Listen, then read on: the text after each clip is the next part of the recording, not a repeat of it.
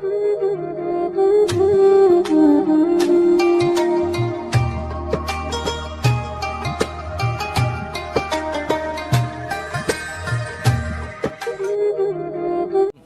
Today पे आपका खैर मकदम है। रमज़ानुल मुबारक का महीना शुरू हो गया है। अल्हम्दुलिल्लाह हम सब लोग आज रमज़ान के पहले रोज़े रखे हुए हैं और इंशाअल्लाहुल अज़ीज़ 300 रोज़े रखे जाएंगे। रमज़ानुल मुबारक में तरह तरह के मसाइल दरपेश होते हैं। चूँकि फ़जीलत और उसकी अहमियत तो हम सब जानते हैं, लेकिन साथ ही साथ मसला शरअ का जानना भी हमारे लिए बेहद ज़रूरी है। इसलिए कि बाज़ लोग बग़ैर दीन शरीयत का मसला जाने हुए बिला सबब बिला वजह वो रोज़ा तर्क कर देते हैं, छोड़ देते हैं। तो इसलिए हमें शरीयत का मसला जानना ज़रूरी है कि जिसकी वजह से हम रोज़े को न छोड़ें। रोज़े की हालत में बहुत से ऐसे मसले दरपेश होते हैं। मसलन कोई शख्स सोया हुआ था, एहतिलाम हो गया, नाइट फॉल जिसे कहते हैं,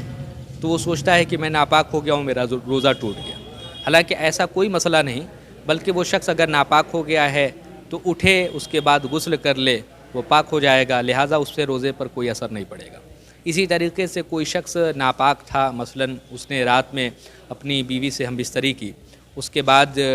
फजर तक वो नहा न सका किसी सबब से,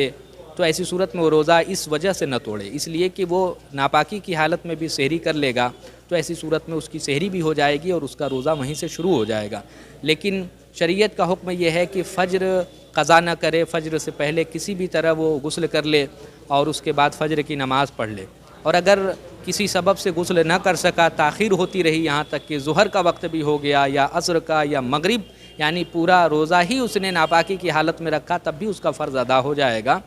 और लेकिन ये रोज़ा मकरूह होगा। बहर कैफ़ रोज़ा इन सब सूरतों में न छोड़ें। इसी तरीके से बहुत सारे हमारे मुआशरे में मरीज़ मौजूद हैं, शुगर के, ब्लड प्रेशर के, हार्ट अटैक के और भी तरह तरह के मोहलिक बीमारियों में लोग जो है मोहलिक बीमारियां लोगों को लगी हुई हैं, तो उसके सबब भी लोग रोज़ा छोड़ देते हैं। बहुत सारे लोगों को प्यास लगती है जो शुगर वाले हैं, तो कहते हैं कि दिन बड़ा है और प्यास भी लग जाती है, इस वजह से रोज़ा नहीं रखेंगे। तो हालांकि रखना चाहें तो रख सकते हैं, लेकिन ऐसे ही नहीं रखते तो वो फिर ज़िम्मेदार हैं, वो गुनाहगार भी हैं और बाद में उनको क़ज़ा भी करनी है। लिहाजा मसला शरअ उनके लिए है, उन बीमारों के लिए कि जो लोग फ़िल वक्त किसी भी सूरत में रोज़ा नहीं रख सकते, लेकिन ठंडी में रख सकते हैं, तो वो क्या करेंगे, मुअख्खर करेंगे, यानी अभी रोज़ा न रख के वो जो है उन मौसम में रोज़ा रखेंगे जिनमें वो रह सकते हैं। लेकिन कोई शख्स ऐसा मरीज़ है या इतना बूढ़ा और कमज़ोर हो गया है कि फ़िल वक्त भी वो रोज़ा नहीं रख सकता,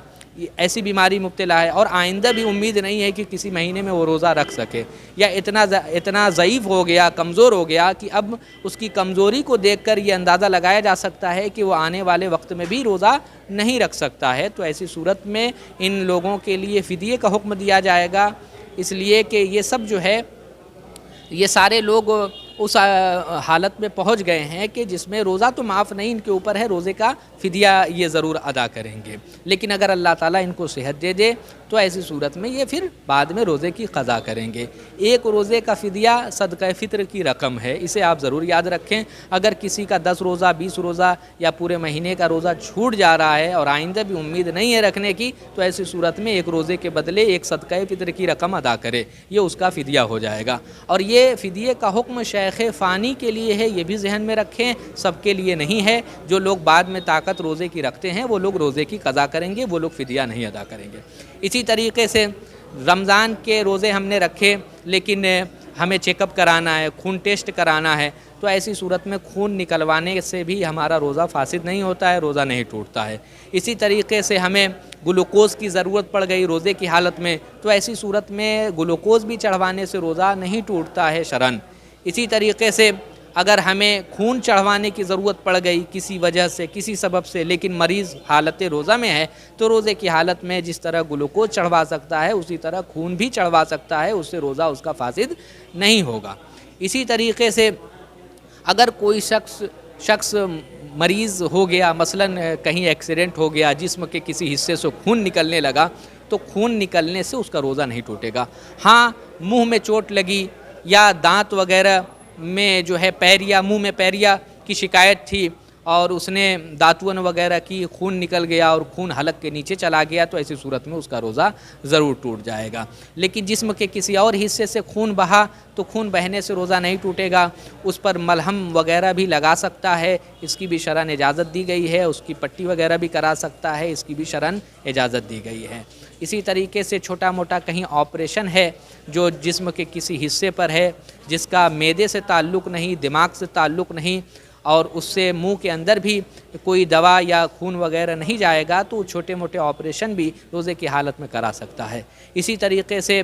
ناخون وغیرہ بھی روزے کی حالت میں کاٹ سکتا ہے، بال بھی کاٹ سکتا ہے، زیر ناب بھی بنوا سکتا ہے، ان تمام چیزوں کی جو ہے روزے کی حالت میں بھی ہمیں اجازت ہے شرعاً۔ اسی طریقے سے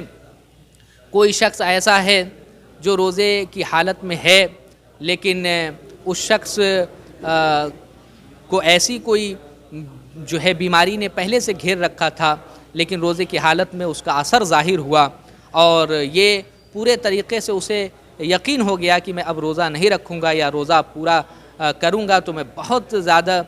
جو ہے پریشان ہو جاؤں گا یا مر سکتا ہوں یا بیماری بڑھ سکتی ہے، تو اس کے لیے ہے کہ وہ روزہ توڑ دے وہیں پر اور پھر بعد میں اس کی قضا کر لے۔ لیکن اگر رکھنے کی امید ہے، یقین ہے، تو ایسی صورت میں وہ شخص روزہ پورا کرے۔ تو یہ روزے کے اہم مسائل ہیں جن پر ہمیں غور و فکر کی ضرورت ہے، علماء سے پوچھنے کی ضرورت ہے۔ اسی طرح انہیلر کا مسئلہ ہے کہ انہیلر وغیرہ سے بھی روزہ فاسد ہو جاتا ہے، ٹوٹ جاتا ہے۔ اسی طریقے سے بہت سے لوگوں کو دیکھا گیا کہ روزے کی حالت میں گل کرتے ہیں یا منجن کا بھی استعمال کر لیتے ہیں، تو یاد رکھیے کہ دیکھیے گل کے متعلق تو فقہا نے لکھا ہے کہ گل چونکہ کھینی کی طرح اس کا استعمال ہوتا ہے اور اس کے اثرات ذہن پر بھی جاتے ہیں، اس لیے کہ گل صرف ایک منجن نہیں ہے بلکہ وہ نشے کا ایک آلہ بھی ہے، ایک سامان بھی ہے، تو اس کا اثر سیدھے ذہن پہ بھی جاتا ہے۔ تو بعض علماء نے اس لیے لکھا کہ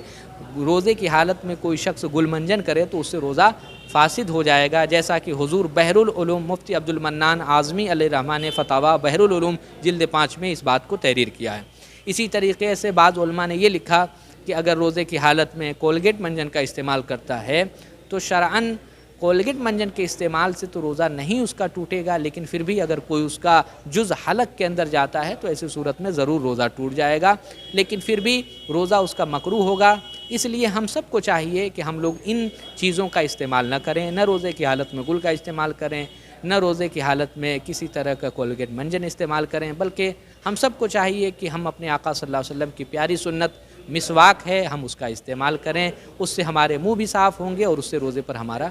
کوئی اثر بھی نہیں پڑے گا۔ تو ان سب چیزوں کو اپنے ذہن میں رکھ کے روزہ ہم صحیح طریقے سے ادا کریں۔ روزے کی ٹائمنگ کے بارے میں چھوٹے چھوٹے جو ہے پمپلیٹ شائع کر دیے گئے ہیں اور جنتری وغیرہ بھی لوگوں تک پہنچا دی گئی ہے، جس سے معلوم ہوتا ہے کہ روزے کا کب وقت شروع ہوتا ہے اور کب تک روزے کا وقت ہے، اسی اعتبار سے روزہ رکھیں۔ اللہ تعالیٰ کی بارگاہ میں دعا کروں گا مولا تعالیٰ ہم سب لوگوں کے روزے کو قبول فرمائے۔ استغفر اللہ ربی من کل ذنب و اتوب الیہ۔ السلام علیکم۔